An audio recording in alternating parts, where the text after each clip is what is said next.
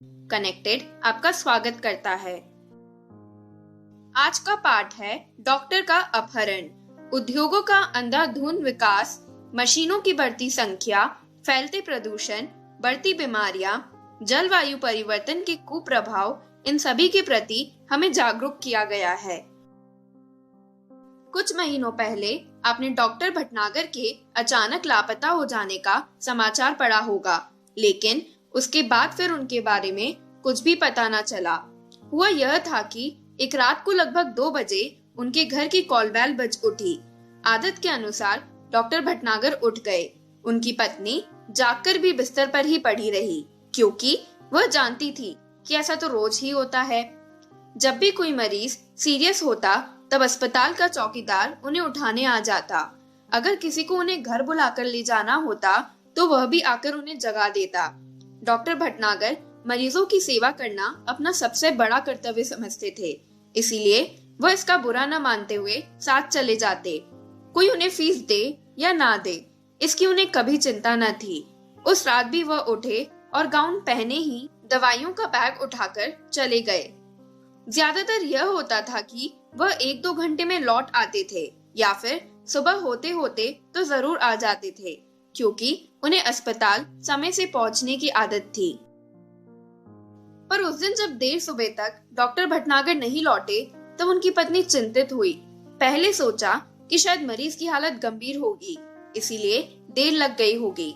फिर यह भी सोचा कि हो सकता है आज सीधे अस्पताल चले जाएं। लेकिन जब मरीज उन्हें घर पर पूछने के लिए आने लगे तब उनकी हैरानी बढ़ गई। उन्होंने मित्रों तथा कुछ अन्य संबंधियों को फोन किया और डॉक्टर साहब के बारे में पूछताछ की, किंतु कोई जानकारी ना मिली। कुछ देर के लिए वह यही मान बैठी कि शायद वे किसी दूर के गांव में गए हों और किसी कारण से जल्दी वापस ना आ पाए हों। शाम तक भी जब डॉक्टर भटनागर नहीं लौटे तब उन्होंने पुलिस स्टेशन में फोन किया। डॉक्टर भटनागर का इस तरह गायब हो जाना पुलिस के लिए भी हैरानी का कारण बन गया। चारों ओर खोज शुरू हो गई। वायरलेस से संदेश भेज दिए गए।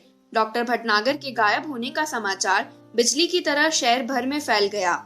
उनकी पत्नी खोज के लिए केवल इतना ही सूत्र दे सकी कि डॉक्टर साहब अपनी कार में नहीं गए। उन्हें लेने कोई गाड़ी आई थी, जिसके बड़े पहियों के निशान उन्होंने सवेरे घर के बाहर सड़क और फुटपाथ पर देखे थे। जाहिर था कि डॉक्टर साहब किसी ट्रक या बस में गए थे। मोहल्ले वालों से पूछताछ करने पर भी कोई जानकारी न मिली। फिर भी पुलिस ने वायरलेस से ये सूचना भी जारी कर दी कि कहीं किसी एक्सीडेंट के बारे में जानकारी मिले तो तुरंत सूचित किया जाए। अब कई दिन बीत गए थे, कोई सूचना नहीं मिली। चूंकि डॉक्टर भटनागर का कोई शत्रु भी न था, इसलिए यह शंका करना व्यर्थ था कि उनकी हत्या कर दी गई होगी। पुलिस अब केवल 2 ही सूत्रों पर विचार कर रही थी। एक यह कि कुछ गुंडों ने उन्हें छिपा लिया हो और अब उनकी पत्नी से मोटी रकम की मांग करे। दूसरा यह कि कोई डाकू दल उन्हें किसी डाकू का इलाज कराने के लिए ले गया हो। दिन पर दिन बीतते गए और डॉक्टर भटनागर के बारे में कोई जानकारी न मिली। उनके इस तरह रहस्यात्मक ढंग से गायब हो जाने से न सिर्फ पुलिस परेशान थी, बल्कि लोग भी भयभीत हो गए थे। यही कारण था कि डॉक्टर भटनागर के गायब होने का समाचार केवल एक ही बार छापा गया और बाद में भय का वातावरण बन जाने के डर से उसे दबा दिया गया। धीरे धीरे कई महीने बीत गए। डॉक्टर भटनागर की पत्नी निराश हो चुकी थी। उनकी हालत पागलों जैसी हो गई थी। हर रोज सुबह उठती और दरवाजे पर आकर खड़ी हो जाती, जैसे वह डॉक्टर भटनागर के आने का इंतजार कर रही हो। कई महीने बाद एक दिन श्रीमती भटनागर ने दरवाजे पर फिर से वैसी ही गाड़ी के पहियों के निशान देखे। उन्हें लगा कि शायद डॉक्टर साहब आए हैं, लेकिन कहाँ हैं? उन्होंने तुरंत पुलिस को सूचना दी। खोज जारी हो गई। पुलिस का एक दल उनके घर पर ही आया। उसने गाड़ी के निशान देखे, लेकिन उन निशानों को देखकर कुछ भी अंदाजा लगाना कठिन था। एक सीडी मिली जो लिफाफे में बंद थी और उस पर श्रीमती भटनागर का नाम लिखा था। उस सीडी को तुरंत सुनने की व्यवस्था की गई। सीडी बजते ही सभी लोग हतप्रत हो गए। उसमें डॉक्टर भटनागर बोल रहे थे। उसमें उन्होंने कहा था कि वे सब लोग उनके लिए परेशान होंगे, उन्हें मरा हुआ समझ लिया होगा, लेकिन वह जिंदा थे और बिल्कुल ठीक थे। वह लोगों से कई करोड़ मील दूर में एक अन्य सौरमंडल के ग्रह में थे। धरती वाले सोचते हैं कि शायद दुनिया में जो कुछ है वे हम ही हैं, लेकिन इस ब्रह्मांड में तो हमारे सूर्य जैसे न जाने कितने सूर्य हैं और सभी के अपने अपने ग्रह हैं। उन ग्रहों पर दुनिया बसी है और हमसे वे लोग कई गुना ज्यादा उन्नतिशील हैं। उन्हें वहां जाकर अपने परिवार, मित्रों, देश और पृथ्वी से दूर का दुख तो बहुत ही ज्यादा था, लेकिन इस बात की खुशी थी कि उनका यह भ्रम टूट गया कि दुनिया में सिर्फ वे ही हैं। उन्हें आशा थी कि पृथ्वी के लोग उनकी इस बात से कुछ सबक लेंगे। इस तरह अपनी कहानी बताना उन्होंने शुरू किया। अमेरिका में हुए उनके सम्मान और ज्ञान के बारे में इस ग्रह के लोगों ने गुप्त रीति से सूचनाएं इकट्ठी की थी। ये तभी से अपहरण करने की योजना बना रहे थे। उस रात को जब वह बाहर गए तब एक आदमी ने बाहर खड़ी सवारी पर चलने का इशारा किया। वह अपने सहज भाव से आगे बढ़े, लेकिन उस विचित्र यान को देखकर चौंक पड़े। इसके पहले कि वह कोई विरोध करते या भागने की कोशिश करते, 3 लोगों की मजबूत बाहों ने उन्हें जकड़कर यान के अंदर डाल दिया। यान तेजी से घूमकर सूसू की आवाज करता हुआ आसमान में उड़ गया। घबराहट के कारण वह बेहोश हो गए और जब होश आया तो वह यान उस ग्रह पर पहुंच चुका था। उन्हें एक विशेष किस्म का प्लास्टिक सूट पहनाया गया ताकि वह ग्रह के वातावरण के अनुकूल रह सके। चूंकि वह वहां गए काफी समय हो गया था, वहां से भागने की कोशिश भी नहीं कर सकते थे, इसलिए उन्हें संदेश रिकॉर्ड करके भेजने की अनुमति दी गई थी। इस ग्रह का नाम बड़ा विचित्र सा है। वहां के लोग विज्ञान में बहुत आगे बढ़ गए हैं। उनके पास ऐसे यान थे कि वे एक सौरमंडल से दूसरे तक आसानी से आते जाते थे। वहां भी लोगों ने रहने के लिए घर बना रखे थे, कारखाने थे, बाजार थे, बस्तियां थी, मोटर थी, सभी कुछ था, लेकिन पृथ्वी से बिल्कुल भिन्न। उनके अपने वैज्ञानिक सिद्धांत थे। उन्हें कोई सौरमंडलों और अनेक ग्रहों के बारे में जानकारी थी। पृथ्वी का सौरमंडल उनके सबसे निकट था, इसलिए उन्होंने आसानी से डॉक्टर का अपहरण कर लिया। वे लोग चिकित्सा शास्त्र में बहुत पिछड़े हुए थे। वह एक ऐसा ग्रह था जहां विज्ञान अपनी चरम सीमा को पहुंच चुका था। वहां के आदमी मशीन हो गए थे। वहां का सारा काम मशीनों से ही होता था और उसका नतीजा ये हुआ कि धीरे धीरे आदमी का महत्व कम होता गया। अब उस पूरे ग्रह में मशीनें ज्यादा और आदमी कम थे। जो लोग थे वे मशीनों के गुलाम थे। दूसरी ओर वहां के लोगों को एक विचित्र तरह का सड़न रोग होने लगा था। शरीर का कोई अंग अचानक सड़ना शुरू हो जाता था और फिर वह आदमी मर जाता था। उस रोग का इलाज उन्हें मालूम हो ना सका था, लेकिन उस रोग का कारण वे मशीनें ही थी जो उन्हें नाकार बनाए हुए थी। वहां के वैज्ञानिकों ने डॉक्टर के बारे में सुना। उन्होंने सोचा कि क्यों ना डॉक्टर को वहां बुलाया जाए। तब कोई ऐसी तरकीब सोची जाए कि सड़ा हुआ अंग काटकर उसके स्थान पर दूसरा अंग लगा दिया जाए। बस इसी कारण उनका अपहरण हुआ। वह यह सोच रहे थे कि पृथ्वी पर भी जो विज्ञान तेजी से उन्नत कर रहा है, औद्योगिक के विकास से मशीनों की संख्या बढ़ रही है, मशीनों और कारखानों से वातावरण दूषित हो रहा है, वह सब अगर जारी रहा और ज्यादा मात्रा में हुआ तो पृथ्वी पर भी ऐसा ही दिन आने में देर नहीं लगेगी।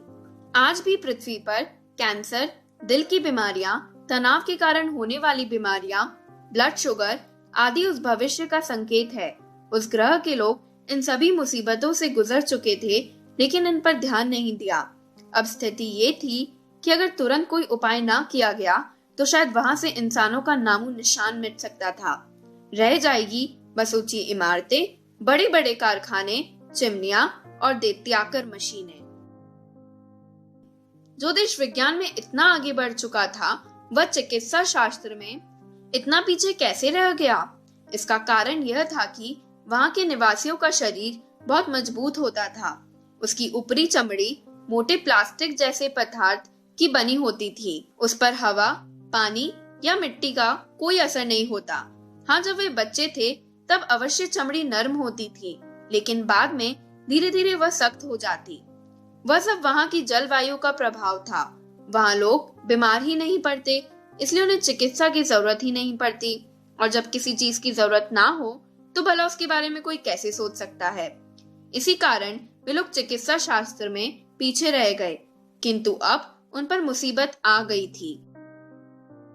डॉक्टर ने सड़न रोग का अध्ययन कर लिया और उनकी शरीर की बनावट का भी, किंतु समस्या यह थी कि पृथ्वी के चिकित्सा सिद्धांतों को वहां लागू नहीं किया जा सकता था। फिर भी वह कोशिश कर रहे थे। उस घातक रोग के इलाज के लिए दवाइयां बननी थी। अंग प्रत्यारोपण के लिए दवाएं तथा आवश्यक साज सामान बनवाना था। ये काम अकेले कर पाना संभव नहीं था।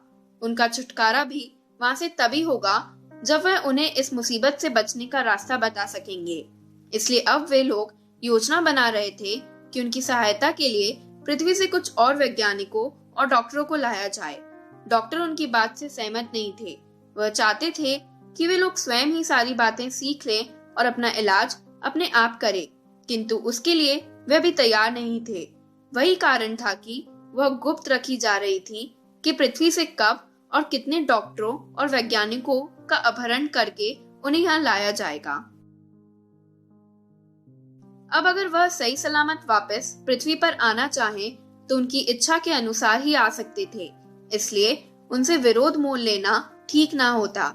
यह कहना कठिन था कि वह कब तक आ सकेंगे।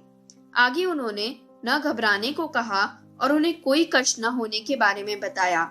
उनके आने तक यही समझा जाए कि वे विदेश यात्रा पर हैं।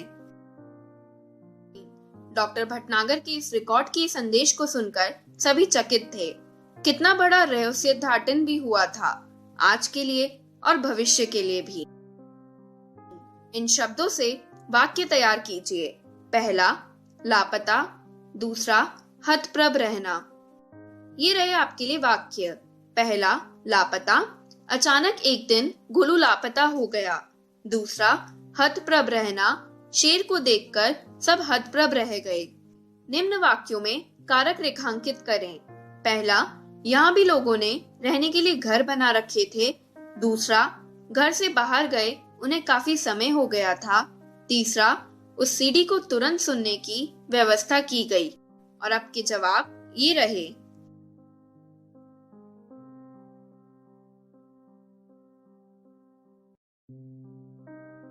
अब आपको खुद कुछ लिखना है। स्वास्थ्य की समस्या सभी जगह पाई जाती है।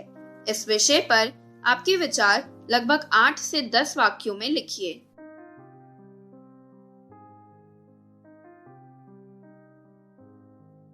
आशा है कि सारी पढ़ाई गई बातें आपको समझ आई होगी। आज के लिए बस इतना ही। धन्यवाद।